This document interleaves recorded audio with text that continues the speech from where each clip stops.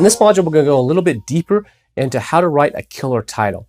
Your title is hands down, no question, the most important thing on your entire listing. There is nothing more important than your title.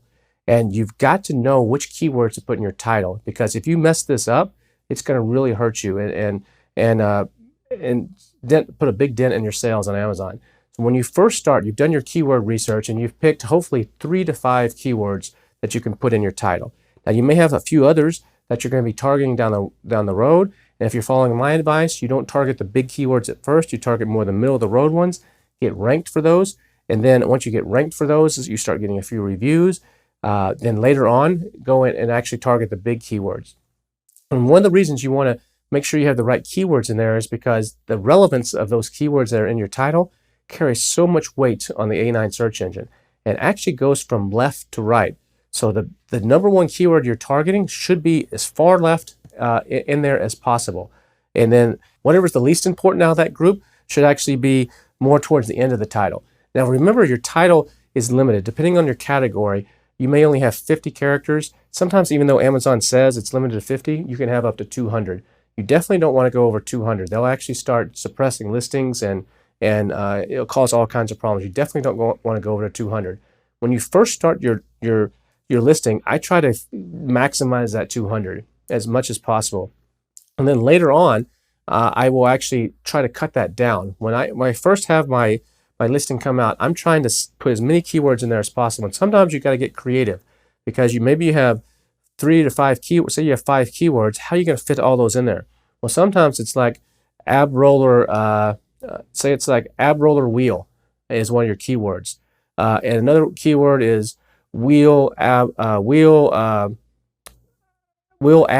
or something. So you want to put them in order. So I might have ab roller wheel and then wheel ab, so that kind of when you look at it, it's kind of like one of those puzzles where you try to, like playing Scrabble almost, where you try to circle the words and there's some that cross over. You have to get a little bit creative there when you're creating your title, because that can allow you to get extra stuff in there. Now you want to make sure though your title is readable by a human. I've seen titles that are like crazy and they're just totally not readable. They're just stuffed with keywords, and those are really not going to be effective. Amazon is also there's a lot of actual words you can't put in there. There's a handout in this module of words you can't put. Like you can't put best or greatest, or there's a whole bunch of words that you're not allowed to put in your title. And if you put those, it could get suppressed. So be very careful. You'll see sometimes people get away with that, but it's usually short-lived and doesn't last long. You don't want to make your title spammy, because that's not good. And what I try to do is all changes to my title, I try to make within the first 30 days of a launch. So I'm going to put the keywords that I think are the best ones. And then after I've run my PPC for a couple weeks, especially on an automatic campaign, I'm going to download the reports on my automatic and my manual campaigns and take a look at what's converting. And maybe one of the keywords that I thought was a good keyword to target just is not working well for my product for whatever reason. Customers aren't resonating with it. So that means I either got to change my product to make it more relevant, maybe change my images or change my description, or I got to choose one of my other keywords. And I try to make most of those changes in that first 30 days, because after 30 days, you can still change the title. But I found that sometimes it can be a little wonky with the A9 algorithm, and I try to avoid that if at all possible. Your title can dramatically affect your click-through rate. So in the beginning, your title is going to be kind of long, but over time, I like to try to get my title down from, if I start with 200 characters, once I've kind of dialed it in and I know what's really working, I might try to get it down to 70 to 80 or under 100. If you take a look at some of the top-selling stuff on Amazon, a lot of them that have been consistently top-selling, not are top-selling for a week or two when someone's doing a launch or something, but consistently top-selling, they have shorter titles. And because I think I don't have proof of this, but I think there's something in the A9 algorithm, based on all my experiences, that every word in your title carries a weight.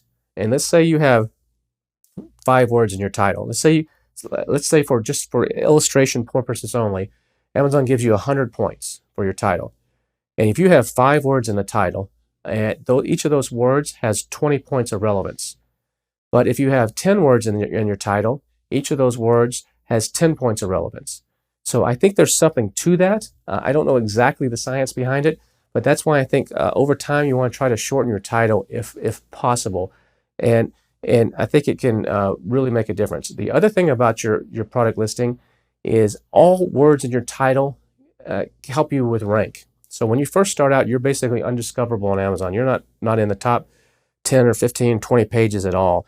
You got to get some sales before you actually start moving up the ladder.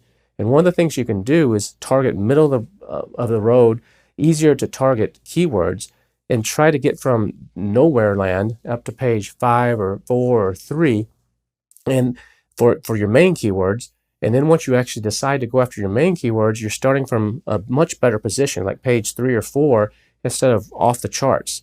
Now, how does that work? Well, your main keywords that you're eventually going to go after that are much more competitive and much more difficult, you want to try to make sure they're in your title in some form. They might not be in exact phrase order. You want to put things in phrase order in your title, but those particular keywords might be kind of mixed around in there somewhere. You've been able to squeeze them in, because what happens with the A9 algorithm is no matter what keyword someone searches for, is as long as there's a sale made, whatever is in your title gets a little bit of love. So let's say the word dog leash is in your title. It's the first part of your title. Someone searches for dog leash, they buy your product. You get like 1 point. This is just for illustration purposes only. You get like 1 point. But also in your title is the word Doberman Pinscher. And so because Doberman Pinscher is in your title, you get like 1/10 of a point. Even though the sale didn't come off of that keyword, you get a small little credit in the A9 algorithm. So every time you make a sale on any kind of sale, whatever's in your title gets a little bit of bump. So you can see that every time you make 10 sales, for in this example, the word Doberman Pinscher, even though nobody ever searched for it kind of gets a little bit of love. And over time, that can raise up from the nowhere land actually up into maybe page 10 or page 8 or page 7. So then when you go after to target that word, it becomes much easier to raise it up to hopefully page 1. So that's something to keep in mind. Sometimes it's really hard to add long tail keywords to your title. It's sometimes really hard, but there's a famous phrase by David Ogilvy. He's one of the top guys in advertising. If you've never read any of his book, read Ogilvy on advertising. Super smart guy from back in the 40s and 50s. But he said the headline is the ticket on the meat. And basically on Amazon, you don't really have a headline. Your headline is your title. In normal advertising, you have a big headline. So your headline on Amazon is your title. And so that's your ticket. So you got to really focus, spend a lot of time, spend more time on your title than almost any other part of your listing. Get this thing dialed in. And remember, like I said in the last module, watch where your title truncates. At 37 characters, 77, and 107 characters are big truncating points. And so you want to make sure that you've either conveyed the message within each of those breakpoints, or there's some word at each of those breakpoints that makes the person want to go on to the next click through and see what the rest of it says. That's why I say you got to spend a little bit of time, because sometimes you got to it's like a puzzle. You got to figure this thing out. And always make sure, like I said, use your main word that you're going after, or your main converting keyword, your money word, as far left, as far in the front of your title as possible, because it carries extra weight where in the A9 algorithm, depending on where it's at. And the other thing is always make sure it's readable by humans. Don't do these crazy titles. You got to be careful. Amazon's cracking down now on special symbols like the and sign or pikes. You can still use dashes and a few things, but if you take a look at the handouts, there's some updated rules on what you can and can't put in your title. So be careful with that kind of stuff. And just remember, your title is what flags the reader. It's what gets them to stop. That plus your images and your price. And don't get too tricky. I mean, don't try to get too cute in your title.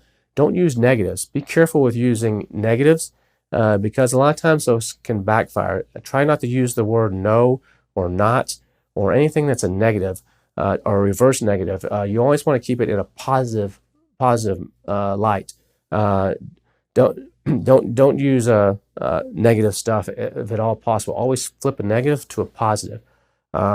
It's like the glass is half full, not half empty. Always keep that in mind when you're writing your titles, because it can backfire on you. Your title should stand on its own if they saw nothing else. If they never saw your bullet points, they never saw your images, they never saw your description. Hopefully you spend enough time really engineering your title so that if it can stand on its own and people would click it and want to know more. And if you can get to that point, that's really good. And that a lot of that comes from doing emotional titles. And that's not the easiest thing for a lot of people. You can hire people, copywriters. Be careful. There's people on Fiverr and other places that suck. So don't go and give someone $5, $10 to write your title. And if you're going to hire someone to do this for you, there's professional copywriters that are really good at this. Don't just let anybody do it. But what some of these professional copywriters do is they're very good at the emotional side of things. And there's actually, if you look in the links down below, there's actually a link to a website. It's a free website where you can check the emotional value of your title. It's this advertising website. It's a long link, so I'm not going to say it here. It's down below. And you just plug your title in there, and they'll give you a score. And it may say your emotional value of your title is 20%. You want to get 30% or higher. So you're like, I need to add some different adjectives or rearrange the words or something. Also, make sure your titles aren't overly complicated. They should be able to be read at like a 5th grade level. That's super, super important. And one other thing about your title is the first 5 words are often used to create your what's called a canonical URL.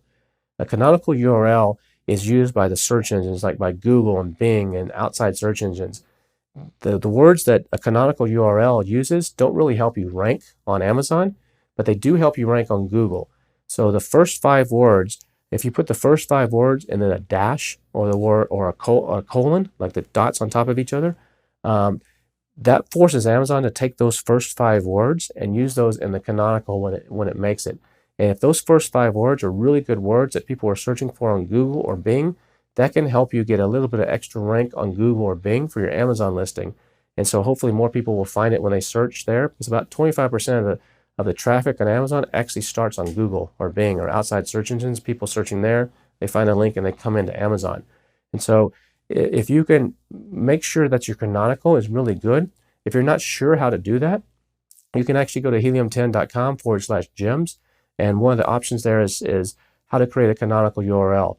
And there's ways to actually create the canonical if you have your own blog outside and use a kind of different kind of URL, but that's a little bit more advanced. But on Amazon itself, those just keep in mind, if it's a little confusing for you, don't worry about it in the beginning. You can always come back and change it later.